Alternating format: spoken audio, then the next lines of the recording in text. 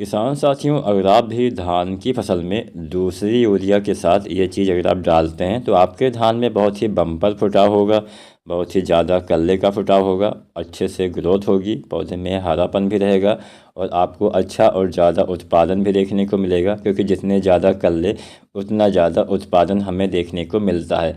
अब क्योंकि आपको पता ही होगा, मान लीजिए एक पौधे में 10 कल्ले आए, एक पौधे में 5 कल्ले आए, एक पौधे में 2 कल्ले आए, तो जितना कम कल्ले आएंगे उतना ही कम आपके पौधे में बालियाँ आएंगी, उतना ही कम दाने आएंगे।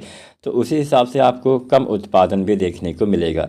तो ज़्यादा कल्ले बढ़ाने के लिए शुरुआत में ही आपको ज़्यादा फोकस करना होता है। तो जब आप दूसरी यूरिया डालते हैं तो वो समय जो होता है वो कल्ले बढ़ाने के लिए काफ़ी एक अच्छा समय माना जाता है। इस समय हम बहुत सारी चीज़ों का इस्तेमाल करके कल्ले में बढ़ोतरी कर सकते हैं। तो आज की पूरा वीडियो किसान साथियों आप ज़रूर देखिएगा, और चैनल को सब्सक्राइब नहीं किया है तो सब्सक्राइब कर लीजिए। तो यहाँ पे सबसे पहले यूरिया की ही बात कर लेते हैं कि आखिर हमें दूसरी यूरिया डालना कब चाहिए। धान की फसल में दूसरी यूरिया धान की रोपाई के 20 दिन के बाद से आप डाल सकते हैं। अब आप बोलेंगे 20 दिन के बाद से हम कैसे डाल सकते हैं। मैंने पिछली वीडियो में तो आपको बता ही दिया है कि यूरिया कब कितनी मात्रा में डाल सकते हैं। तो अगर आप ज़्यादा जानकारी चाहते हैं तो आप मेरी पुरानी वाली वीडियो, एक दिन पहले वाली वीडियो देखिए, जिसमें मैंने आपको बताया है कि धान में यूरिया डालते समय कौन कौन सी गलती नहीं करनी चाहिए और कितनी बार यूरिया आप डाल सकते हैं। फिलहाल दूसरी यूरिया डालने का बढ़िया समय होता है 20 दिन के बाद से लेके और 30-35 दिन तक आप मान सकते हैं। अब यहाँ पे जितना पहले आप डालेंगे उतना फ़ायदा मिलने की संभावना ज़्यादा होती है। अब वैरायटी के हिसाब से आपको समय चुनना चाहिए। अगर कोई वैरायटी जल्दी तैयार होती है तो उसमें आपको जल्दी खाद भी डालना पड़ेगा। मान लीजिए कोई वैरायटी 100 दिन, 105, 110 दिन ऐसे ऐसे तैयार होती है, तो उसमें तो दूसरा यूरिया आपको 20 दिन से पहले ही डालना पड़ेगा। तो यहाँ पे मोटी मोटा मैं 25 दिन मान के चलता हूँ कि हाँ 25 दिन तक आप डाल दीजिए। अधिकतम आप 30-35 दिन तक भी दूसरी यूरिया डाल सकते हैं। अब जो किसान साथी जहाँ पे हल्की मिट्टी होती है वहाँ पे तो आप कई भागों में यूरिया बांट के डालते होंगे, तो वहाँ पे तो आप यूरिया और पहले डाल देते होंगे। तो यहाँ पे जब आप 25 दिन के आसपास या 30-35 दिन तक जब आप यूरिया डालते हैं तो उसके साथ ये फार्मूला आप अपना सकते हैं। तो पहला तो यूरिया हो गया। यूरिया कितना डालना है, अगर आप धान में केवल 3 बार यूरिया डालते हैं तो 30 से 40 किलो यूरिया पर एकड़ के हिसाब से आपको इस्तेमाल करना है। अगर आप बहुत ज़्यादा भागों में बांट के डालते हैं, मान लीजिए आप 6 भाग में यूरिया डालते हैं तो आधा मात्रा कर लीजिए, तब आपको 15-20 किलो यूरिया ही डालना पड़ेगा। तो ज़्यादातर किसान साथी जो है 3 बार यूरिया तो कम से कम डालना ही चाहिए रोपाई के समय 20-30 दिन पे, और अंतिम बार यूरिया 40-50 दिन पे आपको उपयोग करना चाहिए। तो यूरिया तो हो गई, यूरिया 30 से 40 किलो आपको लेना है। इसके साथ दूसरा चीज़ क्या लेना है, इसके साथ आप दूसरा चीज़ लीजिए सल्फ़र। मैंने पिछले वीडियो में भी आपको बताया हुआ है कि सल्फ़र के प्रयोग से नाइट्रोजन की क्षमता बढ़ जाती है। अगर आप चाहते हैं कि जो आप यूरिया डालते हैं वो आपके पौधे को थोड़ा ज़्यादा मात्रा में लगे, आपके पौधे को उसका ज़्यादा लाभ मिले, तो आप यूरिया के साथ सल्फ़र का इस्तेमाल करिए। सल्फ़र जो आता है 90% वाला या 80% वाला, लगभग 3 किलो के हिसाब से आपको इस्तेमाल करना चाहिए। 3 किलो सल्फ़र हो गया, यूरिया 30 से 40 किलो हो गई। ये 2 खाद तो आपको डालना ही डालना है। इसके साथ अगर आप जिंक डालते हैं तो वैसे तो मैं बोलता हूँ कि जिंक का मिट्टी में इस्तेमाल करना ही नहीं चाहिए, जिंक का स्प्रे विधि से इस्तेमाल करना चाहिए। लेकिन अगर आप स्प्रे विधि से ना डालते हो तो साथ में आप जिंक सल्फेट भी मिला सकते हैं। 33% वाला 5 किलो से लेकर 7 किलो, या फिर 21% वाला जो जिंक सल्फेट आता है 8 किलो से लेकर 10 किलो पर एकड़ के हिसाब से इस्तेमाल करना है। ये 3 खाद 20, 25, 30 या अधिकतम 35 दिन तक आपको इस्तेमाल कर देना चाहिए। अब यहाँ पे जैसा कि मैंने बोला, मैं अपनी लगभग सभी वीडियो में आपको बताता हूँ कि जिंक का मिट्टी में डालने से बहुत ही कम लाभ मिलता है। तो कोशिश करिए कि जिंक का स्प्रे विधि से ही प्रयोग करिए। जिंक अगर आप स्प्रे विधि से डालते हैं तो ज़्यादा लाभ मिलता है। इसके ऊपर मैंने कंप्लीट वीडियो भी बनाया हुआ है, तो आप मेरी जिंक वाली वीडियो भी चेक कर सकते हैं। अब जो आज की वीडियो का मेन रीज़न है वो है कि आप यूरिया के साथ क्या डालिए। तो यूरिया के साथ आपको 2-3 चीज़ों का इस्तेमाल तो मैंने बता ही दिया, सल्फर और जिंक का इस्तेमाल करिए। इसके बाद जब आप ये चीज़ डाल दीजिए तो इसके बाद में इससे पहले आपको एक स्प्रे करना है। यह स्प्रे आपके पौधे में कल्ले के फुटाव में बहुत ही हेल्प करने वाला है। तो अगर आपकी फसल अभी 25 दिन 30 दिन के आसपास की होने वाली है तो यह स्प्रे आप कर सकते हैं। अब स्प्रे के बीच में और जो आप यूरिया डालेंगे कम से कम 4-5 दिन का अंतर आप जरूर दीजिएगा। लगातार खादों का इस्तेमाल मत करिएगा। 5 दिन 7 दिन के बाद ही या पहले आप ये स्प्रे डाल सकते हैं। तो इस स्प्रे में आपको लेना है सागरिका लिक्विड। सागरिका लिक्विड एक ग्रोथ प्रमोटर है जो पौधे के विकास को बढ़ावा देता है, जो पौधे में भोजन के निर्माण को बढ़ावा देता है। और मैंने लिक्विड वाला इसलिए चुना है क्योंकि अगर आप इसका स्प्रे विधि से प्रयोग करते हैं तो जैसा कि मैं बोलता हूँ, स्प्रे विधि से खादें थोड़ा बेहतर काम करती हैं, ज़्यादा काम करती हैं। आप चाहें तो सागरिका दानेदार भी डाल सकते हैं, लेकिन सागरिका दानेदार डालने का समय अब निकल चुका है। अगर आप सागरिका जेड प्लस प्लस डालने वाले थे या सागरिका गोल्ड ही डालने वाले थे तो इनका समय 20 दिन के अंदर तो सही रहेगा। लेकिन अगर 20 दिन के ऊपर की फसल हो गई है तो आपको इनको डालने की बजाय अगर आप इनका इस्तेमाल करते हैं तो, क्योंकि दानेदार रूप में जो खादें होती हैं वो पौधे तक लगने में भी कुछ समय लगता है, लेकिन अगर आप स्प्रे विधि से डालते हैं तो इसका लाभ जल्दी मिलता है। तो सागरिका लिक्विड अगर आपकी फसल 20 दिन से ऊपर की है तो आपको इसी का इस्तेमाल करना चाहिए।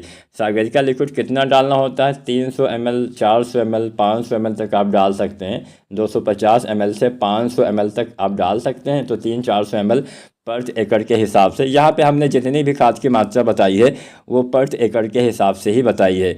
तो सागरिका का अगर आप स्प्रे विधि से प्रयोग करते हैं बहुत ही ज़बरदस्त फ़ायदा आपको दिखाई दे जाएगा।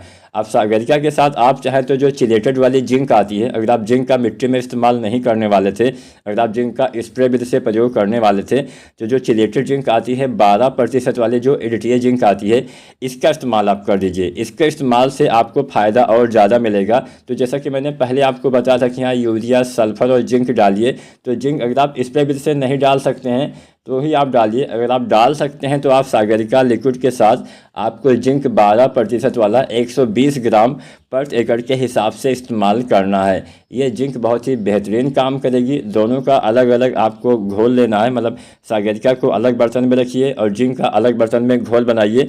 उसके बाद टंकी में जब डालना हो तो एक साथ डाल के आप स्प्रे करते हैं, बहुत ही बेहतरीन फ़ायदा आपको दिखाई देगा किसान साथियों।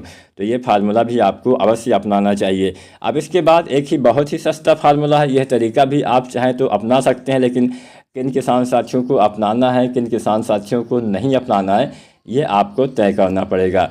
इसमें आप फिटकरी का इस्तेमाल करेंगे। जैसा कि मैं लगभग कई वीडियो में आपको बता चुका हूँ, फिटकरी के इस्तेमाल से मिट्टी का पीएच वैल्यू कम होता है। जब मिट्टी का पीएच वैल्यू कम होता है तो हमारी मिट्टी में ऐसे बहुत सारे तत्व होते हैं जो अघुलनशील रूप में होते हैं, मतलब मिट्टी में तो मौजूद हैं। खासकर जो सूक्ष्म तत्व होते हैं, आपका जिंक हो गया, बोरोन हो गया, कैल्शियम हो गया, आपका सल्फर हो गया, आपका मैग्नीशियम सल्फेट, फेरस सल्फेट, तमाम जो माइक्रोन्यूट्रिएंट्स होते हैं, अगर आपने कभी भी इस्तेमाल किया हुआ है या फिर आपकी मिट्टी में पहले से ही मौजूद है, लेकिन आपके पौधे क्योंकि ज़्यादा पीएच होने की वजह से, जब पीएच 7 से ज़्यादा होता है, जैसे 8 हो गया, 9 हो गया, ऐसी दशा में या इससे ज़्यादा हो गया, तो ऐसी दशा में ये तत्व अघुलनशील हो जाते हैं। अघुलनशील का मतलब मिट्टी में तो मौजूद रहेगा वो तत्व, लेकिन आपके पौधे के लिए भोजन के रूप में उपलब्ध नहीं रहेगा। जब आप फिटकरी का इस्तेमाल करते हैं तो वही अघुलनशील तत्व पौधे के लिए दोबारा से उपलब्ध हो पाते हैं, जिससे बिना खाद डाले आप देखेंगे पौधे में दोबारा से अच्छी ग्रोथ, अच्छा फुटाव, अच्छे से कल्ले का विकास, हरियाली, ये तमाम चीज़ें आपको देखने को मिलेंगी। फिटकरी कहीं ना कहीं एक तरह से फंगिसाइड का भी काम करता है, फंगस वगैरह लगने से भी कुछ हद तक बचा सकता है। तो फिटकरी कैसे डालना है और किन किसान साथियों को नहीं डालना है, सबसे पहले आप ये जानिए। फिटकरी का इस्तेमाल सभी किसान साथी नहीं कर सकते हैं जिनकी मिट्टी का पीएच वैल्यू 7 से ज़्यादा है। अगर 7 है तो भी मत डालिए, अगर पीएच वैल्यू 8 है, 9 है, ऐसे ऐसे है तो ही आप फिटकरी का इस्तेमाल कर सकते हैं। फिटकरी 1 किलो से लेकर 1.5 किलो पर एकड़ के हिसाब से आप इस्तेमाल करेंगे तो आपको बेहतरीन फ़ायदा मिलेगा। मान लीजिए 8 है तो आप 1 किलो डालिए, मान लीजिए 8 से भी ऊपर है तो आप 1.5 किलो पर एकड़ के हिसाब से फिटकरी डालिए। कैसे डालना है? जहाँ पे आपका ट्यूबवेल लगा होता है, यानी जहाँ से आप पानी उसमें लगाते हैं खेत में, तो पानी का जो मुख्य धारा जहाँ से बहती है, इंजन हो गया, ट्यूबवेल हो गया, जहाँ से पानी गिरता है वहीं पे आपको फिटकरी लेना है। जो एक पत्थर टुकड़ों में आता है उसको आपको लेना है, सूती कपड़े में या किसी बोरे में या फिर किसी भी कपड़े में आपको लपेट के पानी के पास रख देना है, जिससे जैसे जैसे पानी खेत में जाएगा आपके पूरे खेत में फिटकरी भी उसे घुल घुल के फैल जाएगा। या फिर आप छिट्टा भी लगा सकते हैं, मतलब महीन महीन पीस के आप किसी खाद में मिला के, यूरिया वगैरह में मिला के भी आप प्रयोग कर सकते हैं। लेकिन पानी वाला तरीका थोड़ा बेहतर रहेगा, क्योंकि अगर आप छिट्टा लगाते हैं, अगर आप मान लीजिए धान की पत्तियों पे थोड़ा ज़्यादा मात्रा पड़ जाएगी, चिपक गया तो थोड़ा पत्तियाँ जल सकती हैं, इसलिए पानी में ही डाल देना बेस्ट रहेगा। तो जैसे आप पानी जहाँ पे गिरता है, आपका स्प्रे आपको नहीं करना, जहाँ पे पानी गिरता है वहीं पे आपको किसी कपड़े में लपेट के रख देना। जब आप सिंचाई करते हैं तो आप ये तरीका अपना सकते हैं। तो 1 से 1.5 किलो फिटकरी अगर आप डालते हैं जिनका पीएच वैल्यू 7 से ज़्यादा है तो ये फ़ायदा करेगा। 7 से कम है अगर आपने फिटकरी का इस्तेमाल किया तो बहुत नुकसान हो सकता है। पीएच बहुत ज़्यादा डाउन होने से उल्टा आपका ज़्यादा नुकसान हो जाएगा। तो फिटकरी का इस्तेमाल सभी किसान साथी नहीं कर सकते हैं, जिनका पीएच ज़्यादा है वो उन्हीं किसान साथियों को करना चाहिए। तो उम्मीद करते हैं आज की वीडियो आपके लिए उपयोगी साबित होगी। किसान साथियों, अंतिम यूरिया की बात की जाए तो अंतिम यूरिया भी 40 से 50 दिन के बीच में 30 से 40 किलो के हिसाब से प्रयोग करना होता है। अगर आप अभी तक पोटास न डाल पाए हो तो 20-25 किलो पोटास भी आप प्रयोग कर सकते हैं। अगर आज की वीडियो, आज की जानकारी आपके लिए अच्छी साबित हो तो आप वीडियो को लाइक करिएगा।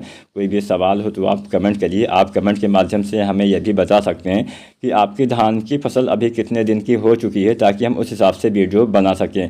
वीडियो देखने के लिए आपका बहुत बहुत धन्यवाद।